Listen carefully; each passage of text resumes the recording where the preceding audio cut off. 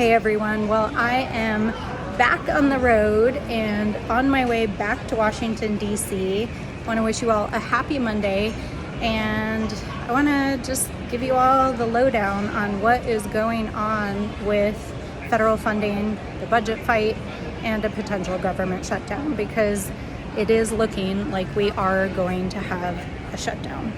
Now, I want to explain to you all exactly why this is likely, what the consequences are for our communities, for our country, for our economy, and for federal workers, and why the mechanics at this point are basically not in favor of keeping the government open.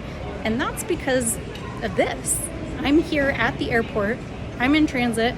I'm on my way back to Washington, D.C. And for anyone out there who's ever traveled to our nation's capital, you know that if you live somewhere that's far away, whether it's the Intermountain West, it's the West Coast, it's Alaska, Hawaii, it can take an entire day to get there.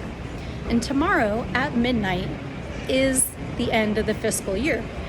And the president and the Republican-controlled Congress have not passed a budget. And not only have they not passed a budget, they have refused to negotiate.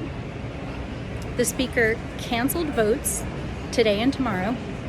And then he told his members not to travel to Washington, D.C. That's right. So House Democrats and Senate Democrats all over the country are currently in transit on their way to Washington, D.C. to try to avert a government shutdown. And the Republicans are nowhere to be found. They're not even en route. They're not even on their way. They're not showing up for work.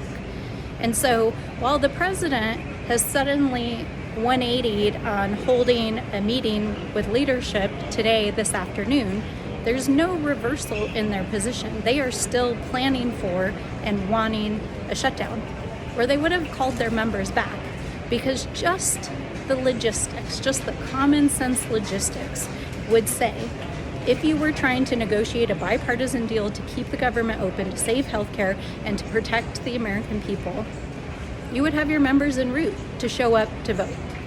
But they're not. In fact, they were told to stay home. So we're on our way to go do our jobs.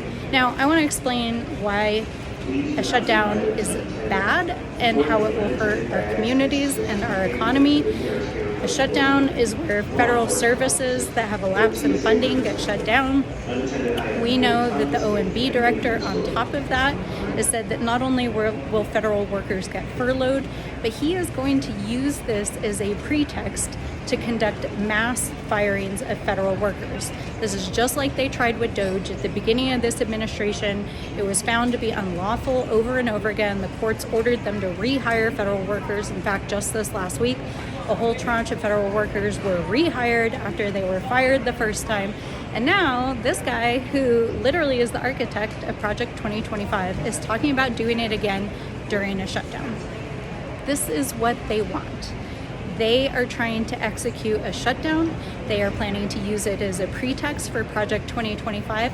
And frankly, the president has been so preoccupied with trying to threaten members of Congress to keep the Epstein files from being released, so preoccupied with bullying universities and media conglomerates and members of the public, so busy directing his political appointees to go after his enemies, that he hasn't even managed to do his most constitutional duty, which is to keep the government open and functional.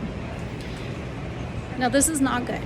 This is not good for the American people. It's not good for the economy. And of course, it will be catastrophic for literally hundreds of thousands of Americans who are federal workers and their families. So we want you all to know that we are on our way back to Washington, D.C. to fight the good fight, to do what we can, to negotiate in good faith, and to help support everyone out there who may be impacted by this shutdown. But that's what's going on, and it's important that all of you have the facts and that you know what is really happening. So I'm gonna go get on this plane. I will see you all in Washington, D.C. We will keep you up to date. This is gonna be minute by minute, hour by hour over the next 48 hours, and I am sending you all so much love. Happy Monday, everyone.